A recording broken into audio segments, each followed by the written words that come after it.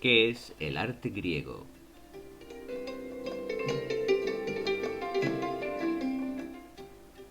El arte griego constituye uno de los pilares esenciales del arte occidental. Su aportación a la historia del arte es decisiva en el devenir de todo el arte posterior, especialmente su concepto de la belleza, basado en tres ideas fundamentales: el sentido de la proporción y la armonía, el concepto de equilibrio, orden y simetría compositiva, y el concepto de perfección técnica.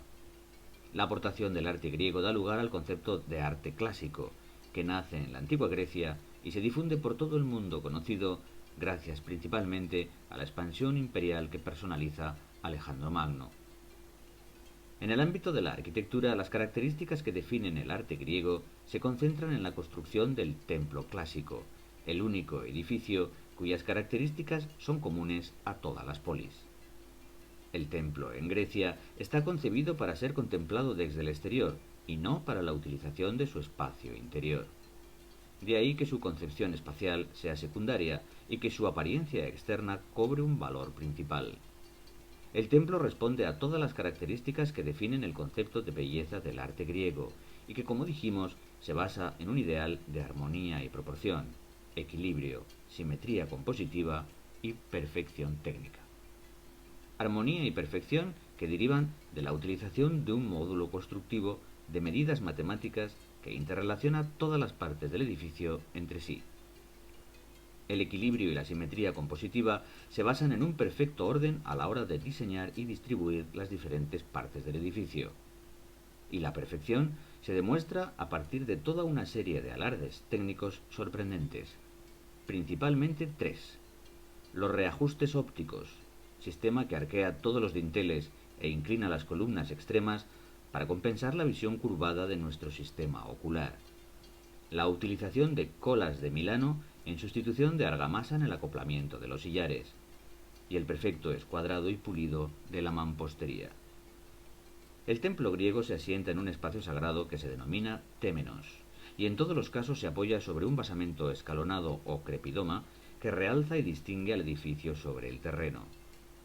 Consta de una planta, normalmente de forma rectangular, dividida en tres salas: pronaos, naos y opistódomos o guarda del tesoro.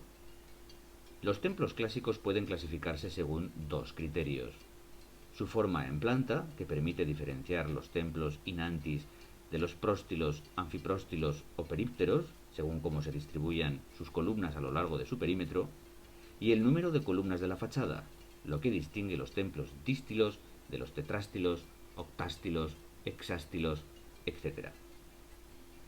Otra de las aportaciones fundamentales del arte griego a la historia de la arquitectura es la utilización de los órdenes clásicos. Los órdenes en arquitectura constituyen un módulo constructivo que asegura la repetición en todos los templos de un mismo sistema decorativo y constructivo. A lo largo de la historia de Grecia se desarrollaron tres órdenes principales: dórico, jónico y corintio. El primero es el más antiguo, y sus formas peculiares en los fustes de las columnas y los entablamentos derivan de la construcción de unos primeros templos en madera. Consta de un soporte formado por columna con estrías y éntasis, que apoya directamente sobre el crepidoma, un capitel de moldura convexa y un entablamento adintelado constituido por un arquitrabe liso, un friso con triglifos y metopas y una cornisa volada. El orden jónico surge a mediados del siglo VI a.C., con un mayor grado de estilización y elegancia ornamental. Presenta una columna que apea sobre basa e incluye acanaladuras en su fuste, capitel historiado con roleos y volutas, y un entablamento igualmente adintelado, con arquitrabe a tres bandas, friso liso y cornisa volada. El orden corintio es más tardío, ya del siglo IV a.C., y será más habitual en el periodo helenístico, así como en el arte romano. El orden corintio es idéntico al jónico, variando su capitel, que presenta un trabajo preciosista en el que se reproducen caulículos y hojas de acanto. En todos los casos el techo del templo se construye a dos aguas, lo que deja un espacio triangular sobre el entablamento que se denomina frontón. Ejemplos principales de la arquitectura griega los encontramos en el amplio marco de las polis griegas y las colonias de la Magna Grecia, Destacan, no obstante, y por encima de todo, los edificios de la Acrópolis de Atenas, y en especial su templo principal, el Partenón. Durante el periodo helenístico, la arquitectura griega se verá influenciada por la grandilocuencia de las construcciones orientales, dando lugar a un híbrido que mantiene los elementos formales de la arquitectura clásica, pero ahora con un mayor grado de monumentalidad. Así ocurre con edificios tan característicos como el mausoleo de Halicarnaso, el altar de Zeus en Pérgamo o el teatro de Epidauro. En cuanto a la escultura, alcanza en Grecia una extraordinaria importancia.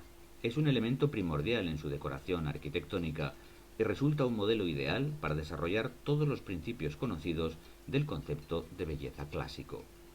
El arte griego es un arte de la belleza, entendida esta como proporción, orden y equilibrio, y que además toma como referencia de su estética y de su medida el concepto de hombre perfecto, entendido este en su doble faceta física y espiritual. Este concepto de belleza ideal se basa en una composición equilibrada que se resuelve en la utilización del contraposto, una proporcionalidad matemática basada en un canon de proporcionalidad que se fija entre 7 y 9 veces el tamaño de la cabeza, y una expresión idealizada que da lugar a lo que se ha dado en llamar el etos clásico. A lo largo de la historia, este concepto escultórico del arte griego ha ido evolucionando.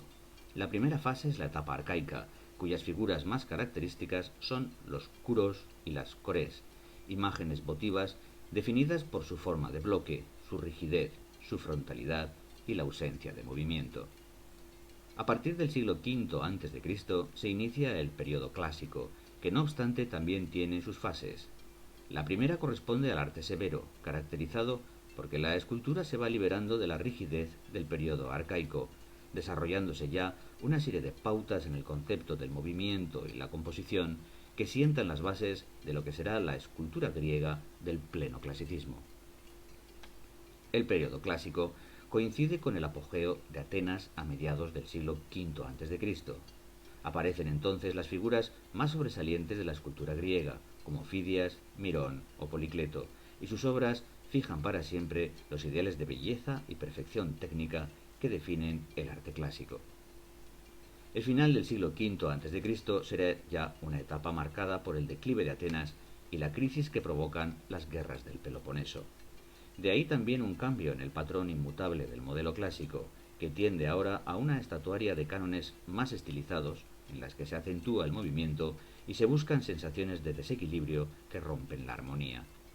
Nombres como Praxíteles, Scopas, Leócares o Lisipo conservan, no obstante, la grandeza de la escultura griega. Durante el periodo helenístico, también la escultura sufrirá cambios muy notables respecto al modelo clásico. No solo se rompen definitivamente los principios clásicos de armonía, proporción y equilibrio, sino que también cambian los temas, ahora muy variados y sencillos, y lo que resulta más novedoso, la expresión gestual.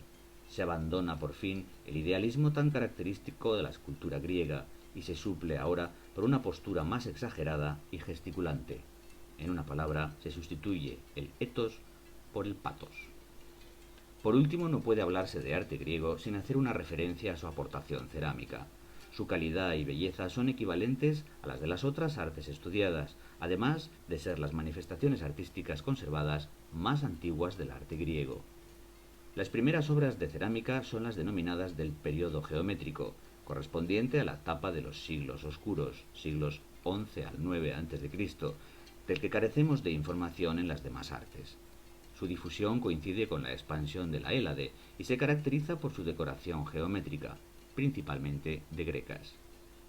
Más adelante, a partir del siglo VIII a.C., se desarrolla una nueva tipología cerámica, la denominada de figuras negras, en las que se advierte una mayor utilización de elementos decorativos y sobre todo la aparición de la figura humana, silueteada en negro sobre fondos ocres. En el siglo VI a.C. se produce una última etapa en el desarrollo de la cerámica, la denominada de figuras rojas, cuya técnica es la inversa a la anterior, ya que sobre el fondo negro destacan las figuras coloreadas en el tono rojizo del barro. También adquiere una mayor delicadeza en los detalles y más complejidad en la distribución y composición de figuras y motivos.